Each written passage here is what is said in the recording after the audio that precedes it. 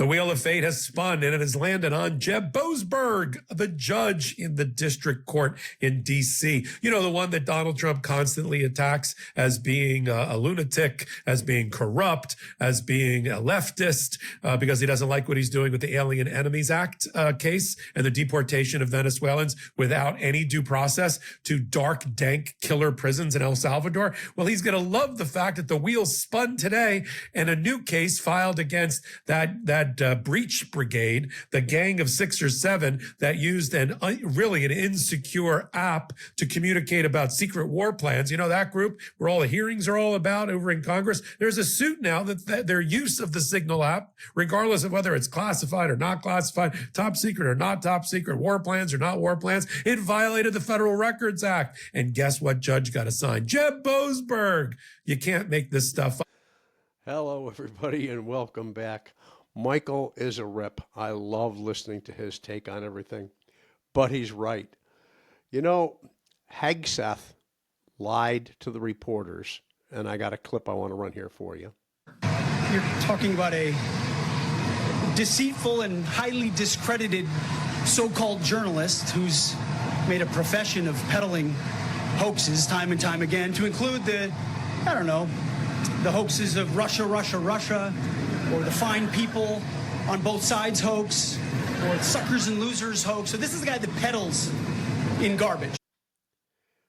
Then Tulsi Gabbard stonewalled Congress while Radcliffe sat right next to her and actually gave up some details, but was a little deceitful about how he did it.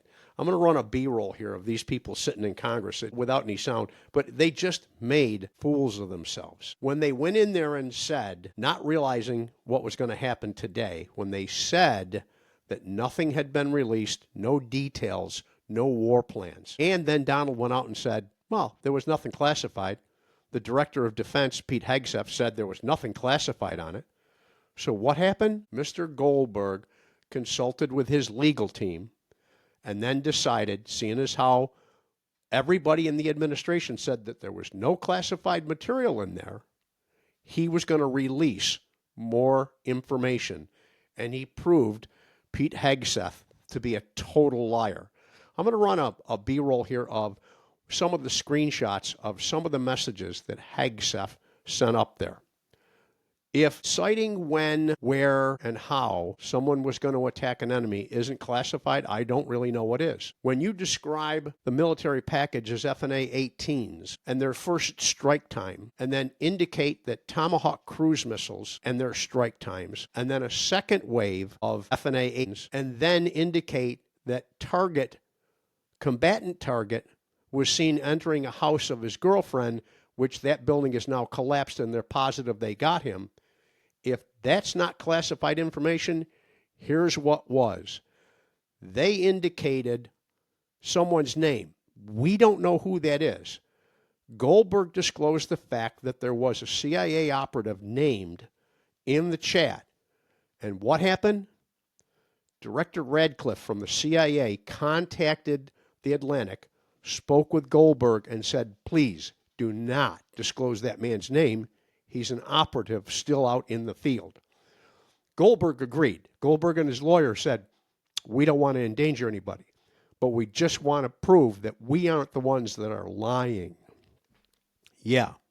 Goldberg actually had the name of an open, active CIA operative, a spy, out in the field, and he had this guy's name. How did he get it?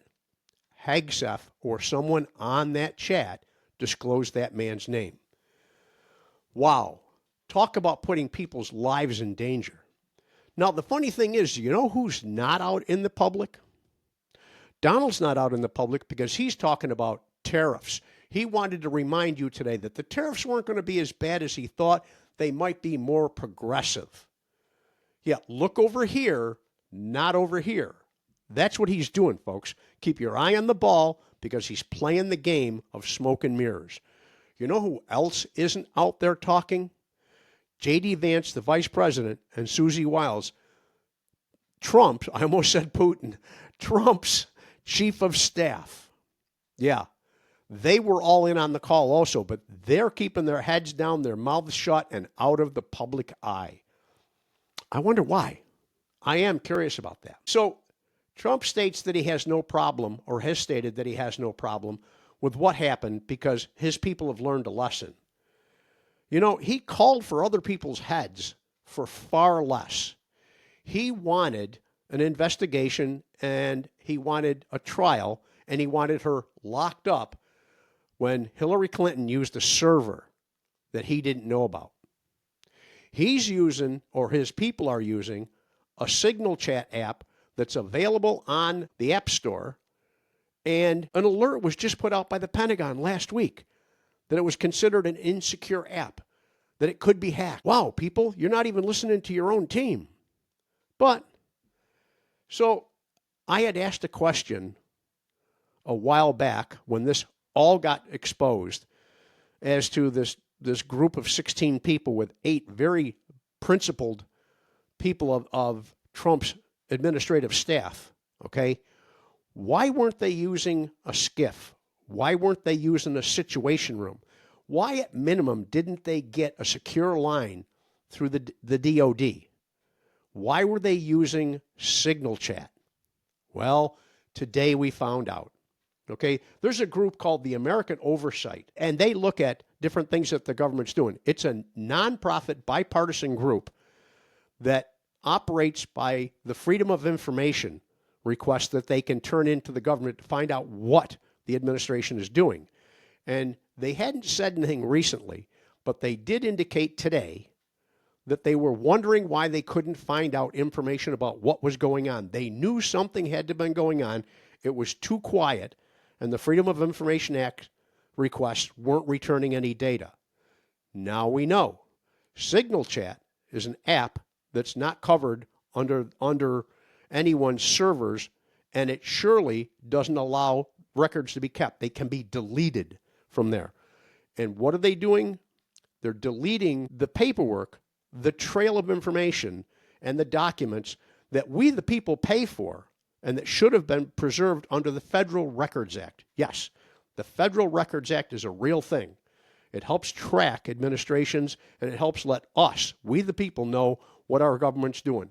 Well, the American Oversight Group filed a lawsuit seeking more information about the text, and they want the deletion of all the records there stopped. American Oversight is, I'm going to read this here because I just want to make sure I get this right. I want, because most people don't know who they are.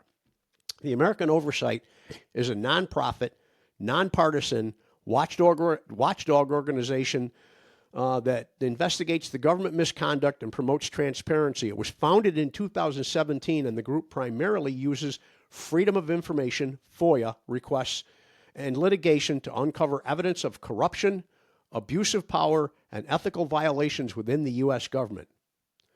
Ladies and gentlemen, now you know why there are no inspector generals. Nothing is being done by the book. The records aren't being kept. They're cooking the books at best. And they're falsifying the information and deleting the information. Really? Well, when that lawsuit got filed, Judge Boasberg, who Donald already has a serious problem with, because Jeff Boasberg, as you remember, is the judge that's litigating the unlawful deportation without any due process for the people that supposedly were Venezuelan criminals that were deported to Nicaraguan jails. Nobody really knows for sure who was on there. And I did get called out by a listener, and I want to make sure that he hears this. I had mentioned that there were gang tattoos seen. Being a member of a gang isn't a crime.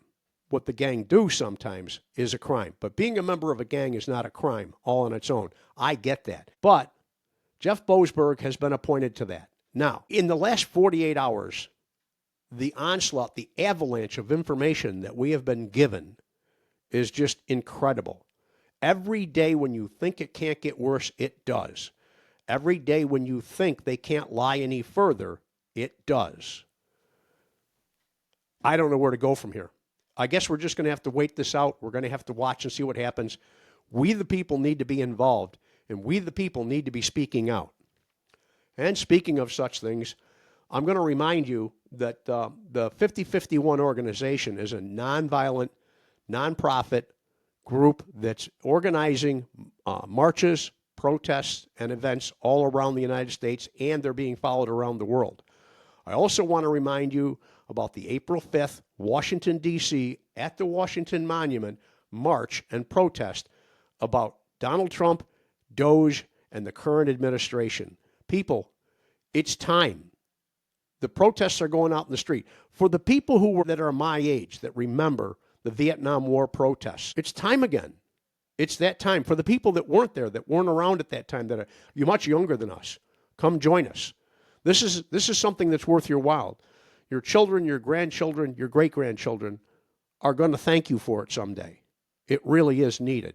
This country is being deceived and being stolen by a crook, by a bankrupt, by a morally bankrupt person, and it needs to stop. DOJ needs to go away, and the billionaires, and I'm talking to you out there in Amazon, and I'm talking to you out there in Zuckerberg, in Facebook, and in the other groups that you have. I'm talking to you guys. You need to go away because you're not going to buy our country. You're not going to buy our freedom. You're not going to take it away from us. It's not your time. It never will be. But I remind you of the protests and the legitimate, nonviolent methods that can be used to stop these people. With that, folks, I'm going to call it a night. I'm not going to ask you to subscribe. Those that have wanted to subscribe have. I have 3 times as many people watching as I have subscribers. The 3 times as many people are non-subscribers. I just can't believe the numbers, but I'm happy with them. But I will ask you for a thumbs up. Please hit the like button. Please share our channel and tell your friends about it. With that, folks, have a wonderful evening and good night.